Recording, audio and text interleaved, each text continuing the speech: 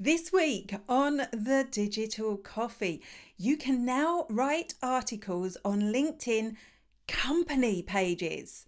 Instagram is testing a new tool it's calling Map Search, and Pinterest has gone a bit TikTok-y.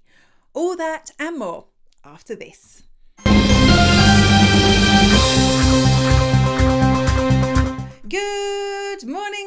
Good morning, and welcome to the Digital Coffee. This is your weekly dose of digital marketing and social media news. My name is Amanda Webb. You are very welcome. And before I get into all the necessary bits and pieces we have to do at the beginning, I want to address the elephant in the room. Yes, I have managed to dye my hair exactly the same colour as the background. I don't know how I did it. I don't know how I chose it, but hey, I kind of like it anyway. Right, on to the admin pieces. Firstly, let me know what's in your cup. Mine is always sadly empty at this time of day because I'm not allowed coffee until I finish this show because I will talk way too fast if I do. So mine is empty, but what's in your cup? We are enjoying this together. If you leave a comment on Facebook, I'll send you a copy of the Digital Coffee newspaper by Messenger, which contains all this week's news, the links, so you can view it at your own leisure. Second piece of information is, I've got a question of the week. What is the question of the week, Amanda? Here it is. Have you ever been a member of a fan club? I'm not sure I should admit, but I was the member of a Johnny Hates Jazz fan club. And if you know who Johnny Hates Jazz are, I mean, they were a flash in the pan. But have you ever been, or are you a member of a fan club? Let me know. Of course, it is related to this week's news. If you're watching on YouTube, you can still get a copy of the Digital Coffee newspaper. You don't need to flip over to Facebook.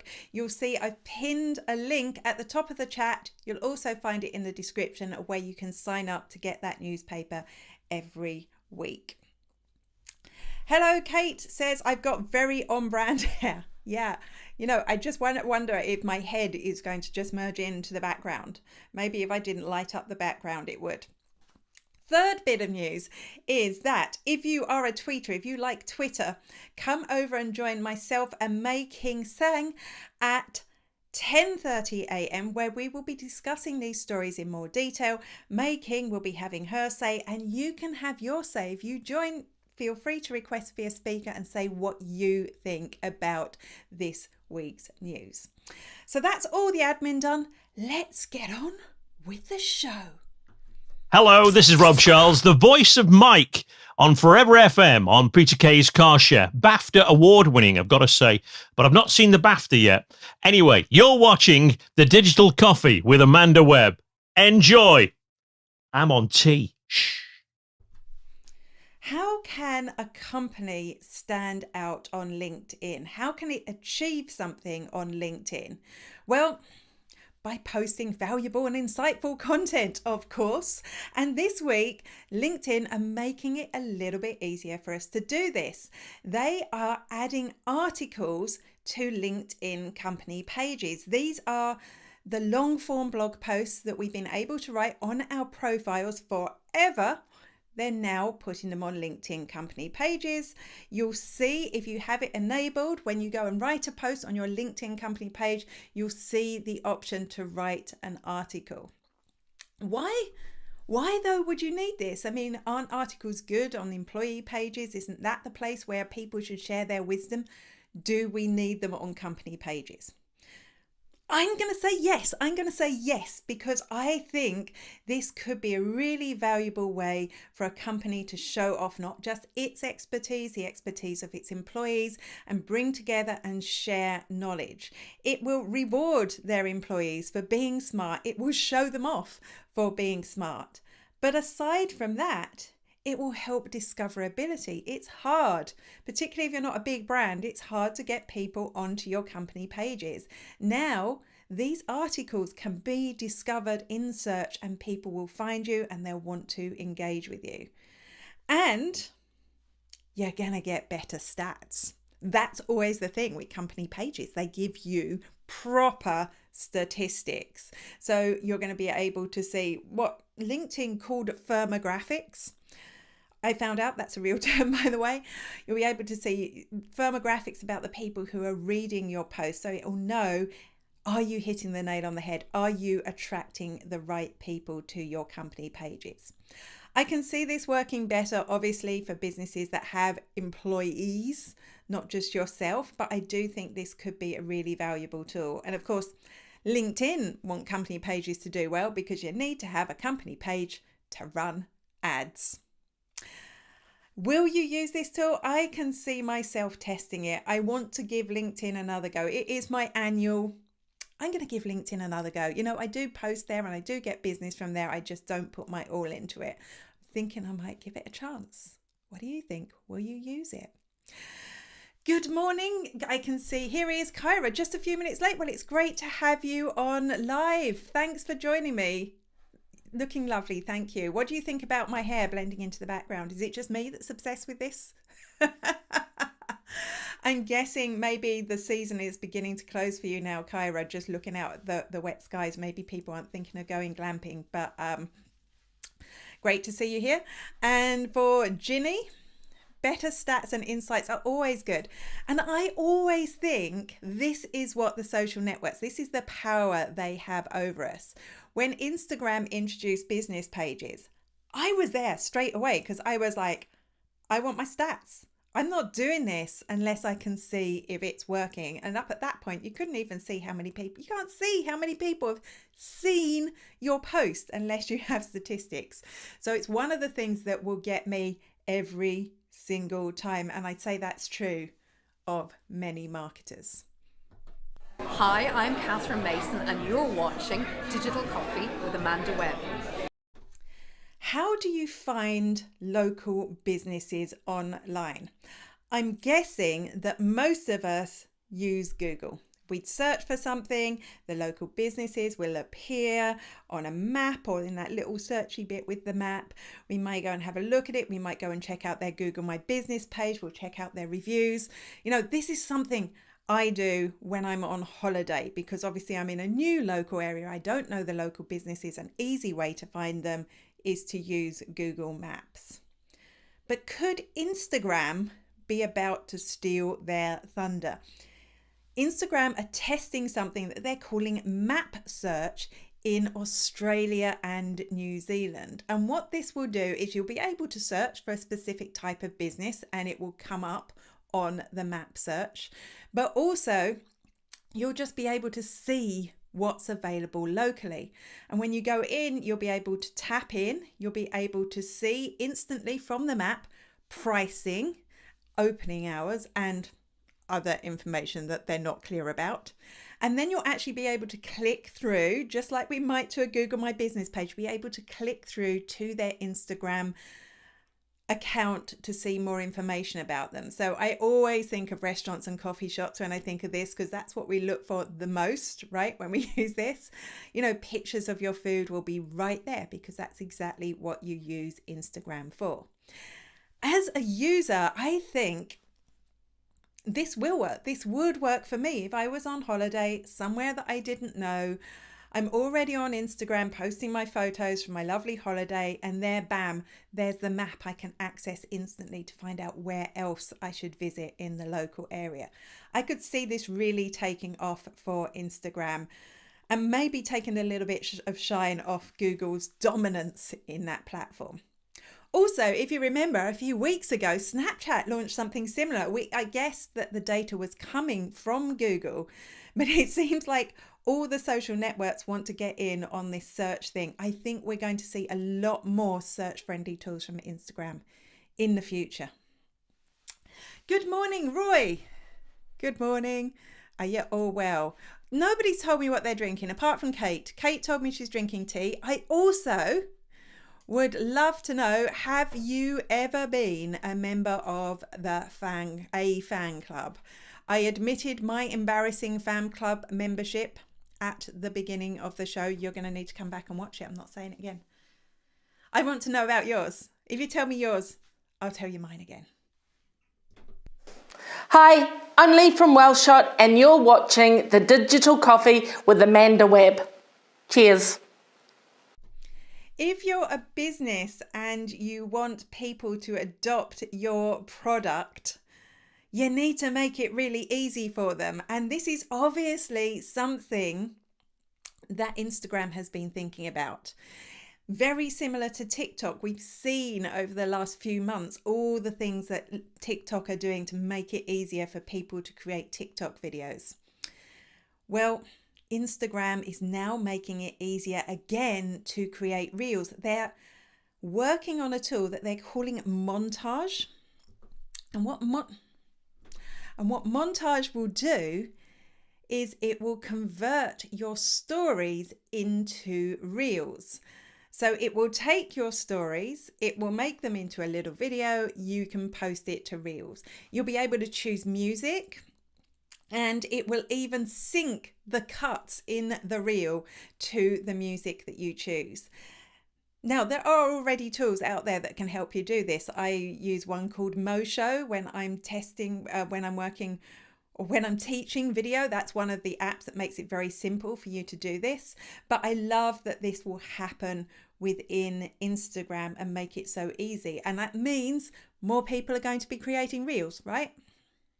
More people are going to be creating reels, which means Instagram gets more content, which means we'll probably see poorer quality reels. But I am a big fan of this. I love this. Good morning to May King, who has just arrived in time for the moment that I'm going to mention FOMO.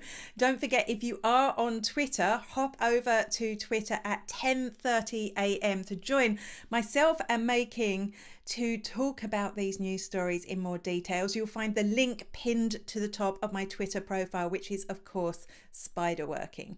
So May King says, great to see Instagram, TikTok from last week challenge Google's SEO domination. Yoo-hoo.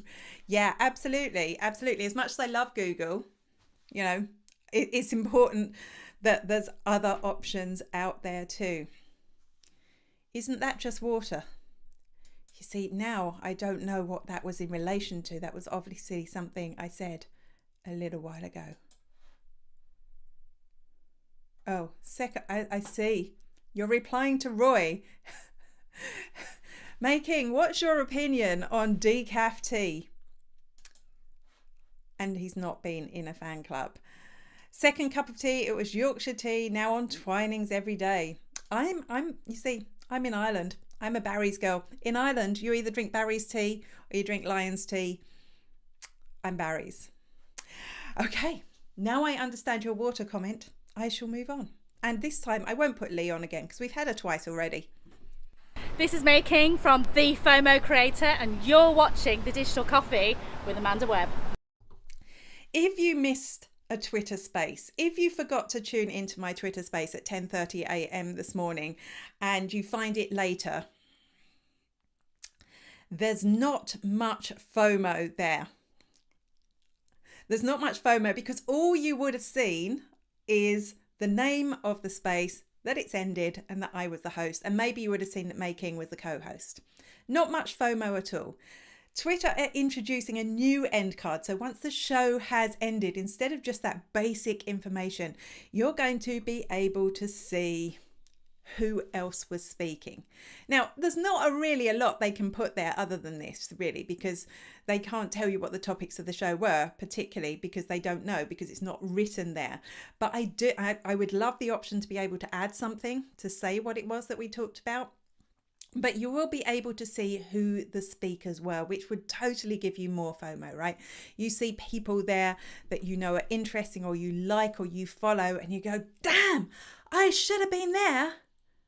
For that space, I must tune in next week. So this new end card will definitely create more FOMO. Now, I'm just glossing over this because, of course, you're going to have to join us at 10:30, where I'm sure May King is going to talk a lot more about the FOMO opportunities in spaces, because FOMO, of course, is her thing.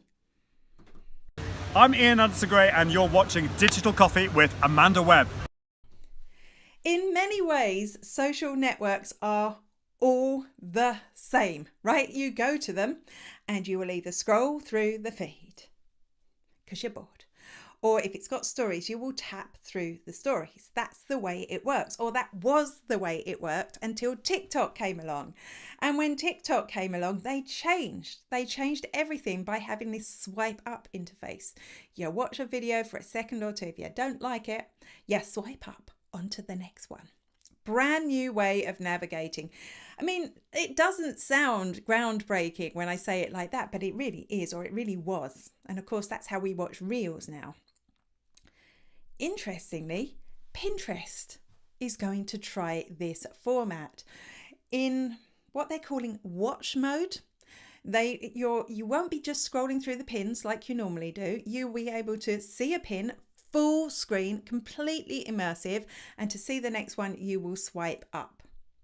Now, for businesses, I think this could be good news, because I think this way of consuming content means you're actually consuming. You're not just scrolling by. You know, when you get that reach figure and you see you reached however many people on Facebook or Instagram, that's somebody just scrolling by your content.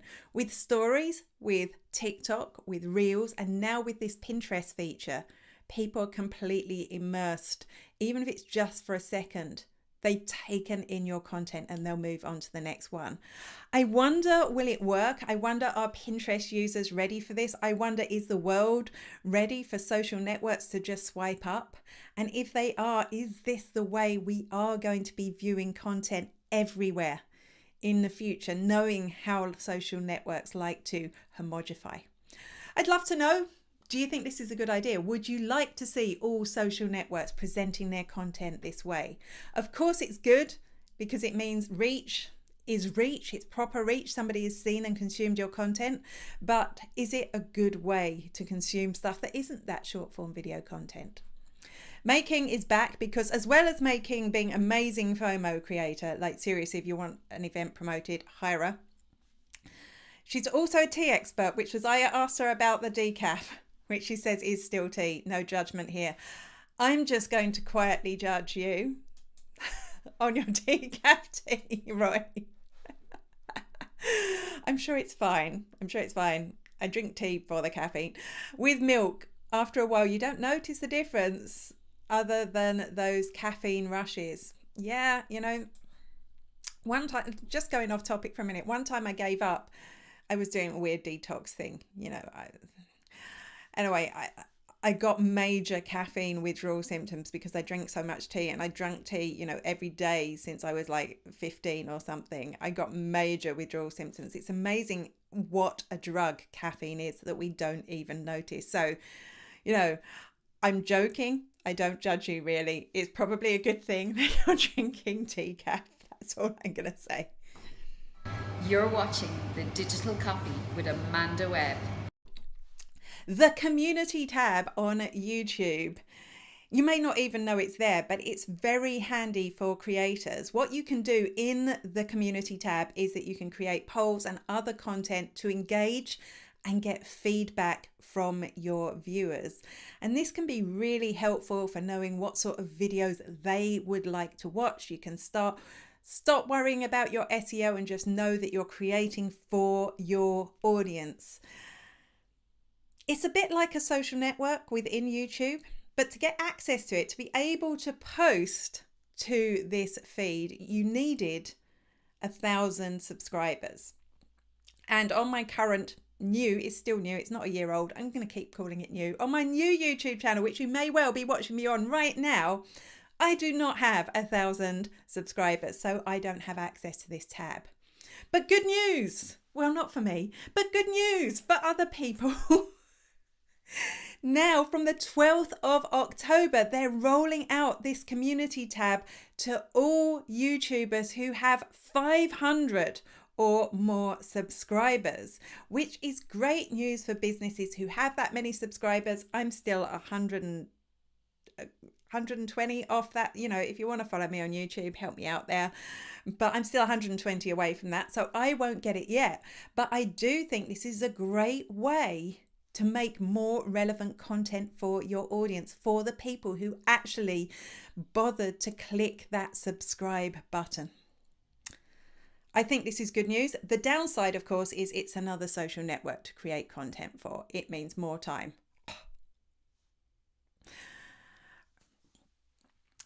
Making, the FOMO creator, says end card for Twitter Spaces is perfect way to generate FOMO. Yes, see, you have to come across at 10:30 and talk to Making about this. It's so her cup of tea, her cup of fully caffeinated tea, right? Right? Hey, it's Andy at Content Cal here, and you're watching The Digital Coffee with Amanda Webb. It looks like Instagram is following the lead from other social networks. No surprise there. One thing we have seen recently is the ability to have fan subscriptions. Now, this has been a thing on YouTube for a very long time. We've had the likes of Patreon, which were places where you could create fan exclusive content. People could pay to access it. And then Twitter started. Twitter launched their super follow, which I believe has actually properly launched in the United States now, where people could subscribe to get additional content from you. And now, I thought I had a photo, I don't. Now it's Instagram's turn. Instagram are testing this ability to start a subscription service, or what I'm going to call a fan club for yourself. Now, this is great for creators. And I think sometimes, we talk about creators as if they're not businesses, but of course they're businesses. They are creating content and in return they get money. But things like subscriptions can help them diversify their income stream. It will give them a new source of money. But also, if you are a content-centric business, so maybe you are a big blogger and you started blogging to promote your business, but now you love it so much, you want to be able to monetize it. And aside from all the things that you can do, like running ads or doing collaborations with people, you may also find a way to monetize it through social media. So will this become a thing? We don't even know if Instagram are actually going to launch it. They're just testing it. But I do think it's an exciting way to diversify your income. The only worry I have is that it's network centric, right? So if you set up super follow on Twitter, or if you set up on this new Instagram subscription service, if Instagram suddenly take away your account or Twitter suddenly take away your account, which we know happens, you've lost that income stream. Would you subscribe? So just in case you missed it, apparently none of you were in any embarrassing fan clubs. So now I shall reveal mine. It was Johnny Hates Jazz. I don't know why Johnny hates jazz, because I quite like jazz. In fact, jazz is one of the foundations of music today. So Johnny, you were wrong, but you were also quite good looking. His name was Clark Datchler, by the way, not Johnny. That's all for the digital marketing news for this week. Don't forget to join myself and May King on Twitter Spaces at 10:30 a.m. where we will discuss these topics in more detail. I will be back, same bat time, same bat place next week. Until then, bye-bye.